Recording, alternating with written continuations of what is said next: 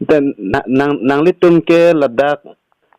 nong nine Amri constituency pen but number pharu sira krehini BJP asong pen kasi toydun Dr. Habiteron te aphan nang litum non kevangji aruni phai clear ni ke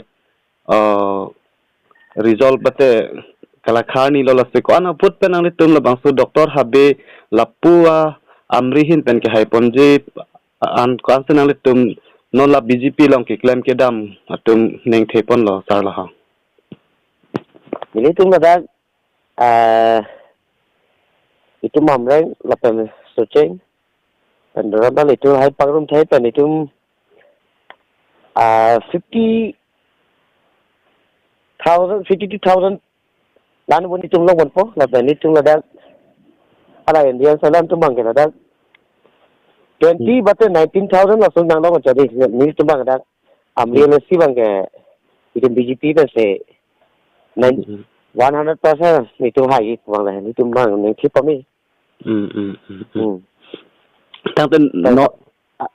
kapek tu bang ada ke India salam semua parti pernah lapo lapan se cedan po kapek parti ya parti bang bos se ada cedan po lana lo itu BPS sama se Amri LA benda non Monday tarik siya bang galitum se hai pon po se ning kitela litum ta tang te ladak ke pu amrenga hin ke PS krisi do labang su PS krisi long ta hai ponji putlong nang litum BJP ya song pen ke ning thepon loma mate konat ne apia solong bang ke asap sola puson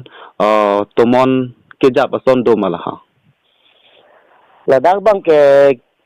badong left right lason do lapan per itum ke ini polisi ke ini ko itu part la part bang la song bang pen itum PS sir kaya bang itum hai poni pusining kithe badong ki bang ada ang bang ko yok chok kedin de ko leadership bang stand la to hosa do ko he ga hai bang non ke me lo he puthe non la ke daw na bang la sir kaya bang sili tum hai poni tu bang se matha lo tang te non nang li phan ka pajut senang kar julam the bang gela son no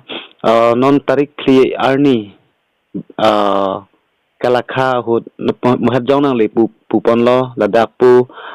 part of socheng amreng hin pen ke non la Dr. Habbi alang li se hai pon po bu se non het jong nang li pen lam thech bek lang pon lo la si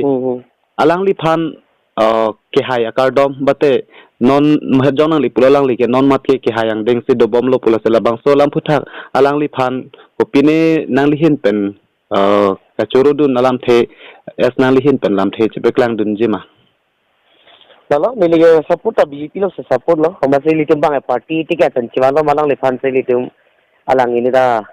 cek rai, cek resada, amuni kasih alang lefan se litum dekang tuan pentah wood rek pilo, lapan high rek lo, alang lefan bang akeru pilo lah senon generation nak kini tuan bang alang li, lang pon lagi terus mengcipta se litum ta wood pipon se lang fan high pon non tarik, kira ni bang alang li. Itu hai pon po, musim ini kita long lo. Tang te ake hai nang limen la pen ke non mat ke nang li song long la ko piar pu seklamik bom lo nang li la bang so ni sos kar bing long kilang ara phanang li kladak pen che tham ji exam mala. Ini dong galang kerot ni social worker reklam bom parti lo sini reklam bom.